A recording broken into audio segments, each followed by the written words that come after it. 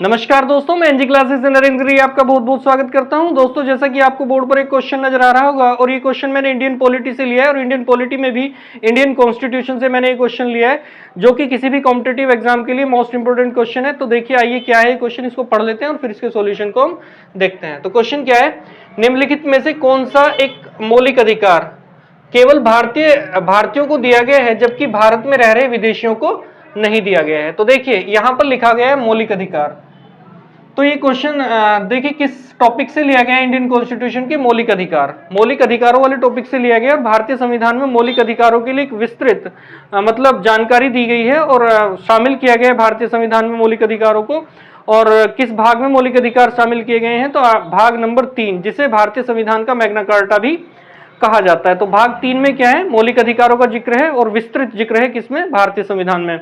अब भाग 3 में और आर्टिकल कहां से कहां तक, आर्टिकल हो जाएंगे 35, आर्टिकल 12 से लेकर के आर्टिकल 35 तक। चलिए आगे, तो क्वेश्चन आगे पढ़ लेते हैं। केवल भारतीयों को दिया गया है जबकि भारत में रह रहे विदेशियों को नहीं। तो इसके ऑप्शन देखते हैं क्या है इसके ऑप्शन, विधि के समक्ष क्षमता और विधियों का समान संरक्षण। देखिए पहला जो ऑप्शन दिया गया है, विधि के समक्ष क्षमता और विधियों का समान संरक्षण, ये जो आती है ये वाली बात, ये तो मौलिक अधिकार है, ये भारतीय संविधान में किस आर्टिकल के तहत दिया गया, आर्टिकल 14, आर्टिकल 14 के तहत भारतीय संविधान में क्या बोला गया, आर्टिकल 14 साफ साफ ये कहता है कि राज्य सभी व्यक्तियों को विधि के समक्ष समता और विधियों के समान संरक्षण से वंचित नहीं करेगा। तो आर्टिकल नंबर 14 में ये बात कही गई, कौन सी बात, विधि के समक्ष समता और विधियों का समान संरक्षण। आगे पढ़ते हैं, जो कि कुल मिलाकर समानता के अधिकार का एक प्रथम आर्टिकल है। वैसे समानता का अधिकार भारतीय संविधान में आर्टिकल 14 से लेकर के आर्टिकल 18 तक भारतीय संविधान में किसका जिक्र किया गया है, समानता के अधिकार का जिक्र किया गया है। चलिए आगे, दूसरा ऑप्शन क्या है, वाक एवं अभिव्यक्ति की स्वतंत्रता। देखिए वाक एवं अभिव्यक्ति की स्वतंत्रता, या मैं बोल सकता हूं मैं इसको बोल सकता हूं विचार एवं अभिव्यक्ति की स्वतंत्रता भी मैं इसको बोल सकता हूं। तो देखिए यहां पर जो हो जाएगा, ये जो आर्टिकल में दिया गया है आर्टिकल 19(1) का ए जो पार्ट है किसको बताता है, वो वाक एवं अभिव्यक्ति की स्वतंत्रता के बारे में जिक्र करता है। और ये जो अधिकार है स्वतंत्रता के अधिकार के तहत आता है। और भारतीय संविधान में स्वतंत्रता का अधिकार आर्टिकल 19 से आर्टिकल 22 तक बोला गया है। मतलब आर्टिकल 19 से आर्टिकल 22 तक भारतीय संविधान में स्वतंत्रता के अधिकार का जिक्र किया गया है। चलिए अगला ऑप्शन क्या है, प्राण एवं दैहिक स्वतंत्रता। तो प्राण एवं दैहिक स्वतंत्रता क्या है, किस आर्टिकल में शामिल किया गया, आर्टिकल 21 में क्या बोला गया, प्राण एवं दैहिक स्वतंत्रता, प्राण एवं दैहिक स्वतंत्रता के बारे में जिक्र किया गया है आर्टिकल नंबर 21। और ये जो तुम्हारा आर्टिकल है ये भी तुम्हारा किससे संबंधित है, स्वतंत्रता के अधिकार से ही संबंधित है। चलिए आगे, अगला ऑप्शन क्या है, धार्मिक स्वतंत्रता का अधिकार। देखिए धार्मिक स्वतंत्रता का अधिकार भारतीय संविधान में, धार्मिक स्वतंत्रता का अधिकार भारतीय संविधान में आर्टिकल 25 से आर्टिकल 28 तक किसका जिक्र किया गया है भारतीय संविधान में, धार्मिक स्वतंत्रता का अधिकार। ठीक है, अब इस क्वेश्चन के मतलब सही आंसर को देख लेते हैं। मतलब इसमें बोला गया है उसी अधिकार को हमें यहाँ से छांटना है, मतलब उसी अधिकार को हमें यहाँ से मतलब सही आंसर बताना है जो कि केवल भारतीयों को ही दिया गया है जबकि भारत में रह रहे विदेशियों को नहीं। तो कौन सा हो जाएगा, ऑप्शन नंबर कौन सा करेक्ट हो जाएगा, ऑप्शन नंबर बी। क्योंकि भारतीय संविधान में जो 5 अधिकार हैं वो किसको दिए गए हैं, केवल भारतीय नागरिकों को दिए गए हैं। और वो कौन कौन से हैं, मैं इनको यहाँ पर लिखे देता हूं, जैसे वे मौलिक अधिकार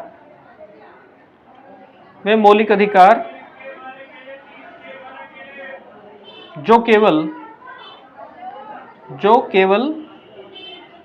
भारतीय नागरिकों को ही दिए गए हैं, भारतीय नागरिकों को ही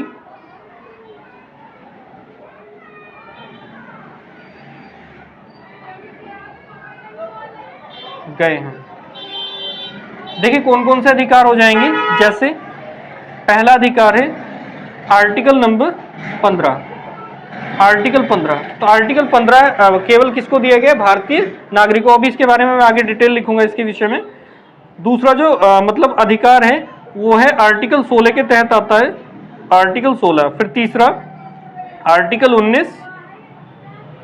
19 और फिर उसके बाद में आर्टिकल 29 और फिर आर्टिकल 30, आर्टिकल 30। ये जो आर्टिकल भारतीय संविधान में है, ये जो अधिकारों के तहत आते हैं, ये 5 आर्टिकल केवल और केवल किसके लिए दिए गए हैं? भारतीय नागरिकों के लिए। ठीक है, तो 5 जो अधिकार हैं वो केवल किसके लिए हैं भारतीय संविधान में? केवल और केवल नागरिकों के लिए, भारतीय नागरिकों के लिए। ठीक है, तो यहां पर देखिए आर्टिकल 15 में क्या किया गया है? भारतीय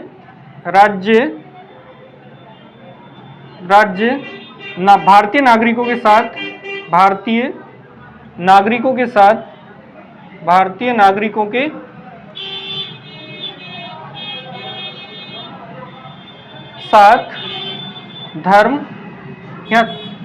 धर्म जाति लिंग जन्म स्थान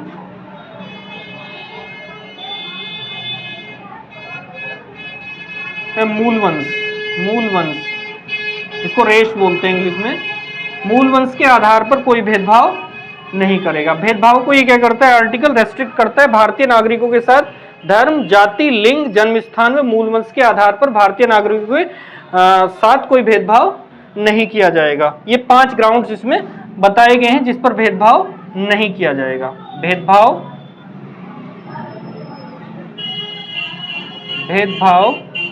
नहीं किया जाएगा।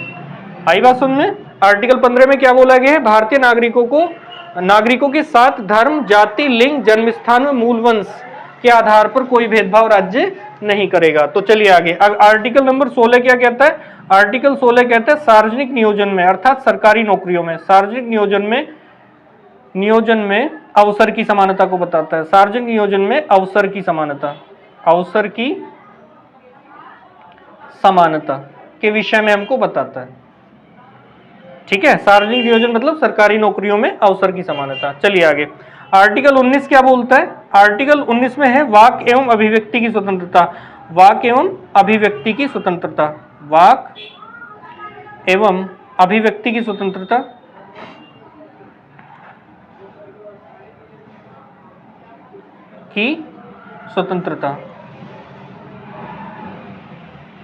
और इसके अंतर्गत हमें 6 अधिकार दिए गए हैं और डिटेल में हम पढ़ेंगे बाद में, जब मौलिक अधिकार हम डिटेल में अपने इस चैनल पर पढ़ाएंगे। तो चलिए आगे। अगला क्या है? आर्टिकल 29। आर्टिकल 29 क्या कहता है? मतलब सभी भारतीय वर्गों को अपनी भाषा लिपि एवं संस्कृति बनाए रखने का अधिकार होगा। संस्कृति कल्चर जिसको बोलते हैं, बनाए रखने का अधिकार होगा। बनाए रखने का अधिकार दिया गया है। बनाए रखने का अधिकार दिया गया है। आर्टिकल 30 क्या कहता है? जो अल्पसंख्यक वर्ग भारत में हैं उनको क्या है तुम्हारा कि अपने शैक्षणिक संस्थान खोलने का अधिकार होगा। ठीक है ना? अल्पसंख्यक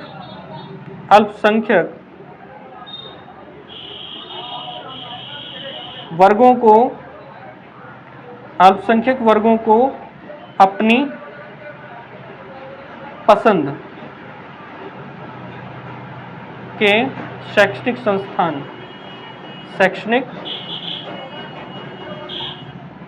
संस्थान खोलने का अधिकार होगा। खोलने का अधिकार दिया गया है।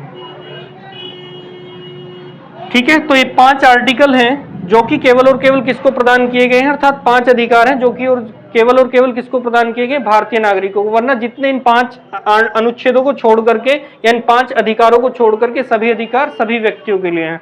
ठीक है, व्यक्ति और नागरिक में बहुत बड़ा अंतर होता है। ठीक है, नागरिक किसी भी देश का नागरिक कौन होता है? जिसको सभी सिविल राइट्स देश के अंदर प्राप्त होते हैं, जैसे आधार कार्ड वगैरह सब कुछ उसको प्राप्त होता है, तो वो क्या होता है? नागरिक कहलाता है उस देश का। ठीक है, मतलब वोट डालने का अधिकार होता है, तो क्या होता है? वो उस देश का क्या होता है? नागरिक होता है। अर्थात एक लाइन में बोल सकते हैं, जिस व्यक्ति को क्या होगा?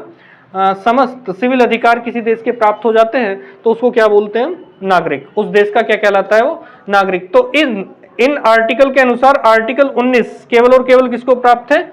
भारतीय नागरिक को प्राप्त है। और इस क्वेश्चन के जो ऑप्शन है, ऑप्शन नंबर बी में ही लिखा हुआ है वाक एवं अभिव्यक्ति की स्वतंत्रता, अर्थात आर्टिकल 19(1) ए, जो कि केवल और केवल किसको प्राप्त है? भारतीय नागरिकों को ही प्राप्त है। तो दोस्तों मैं आशा करता हूं कि ये वीडियो आपको पसंद आया होगा और ये क्वेश्चन भी आपको अच्छा लगा होगा। धन्यवाद।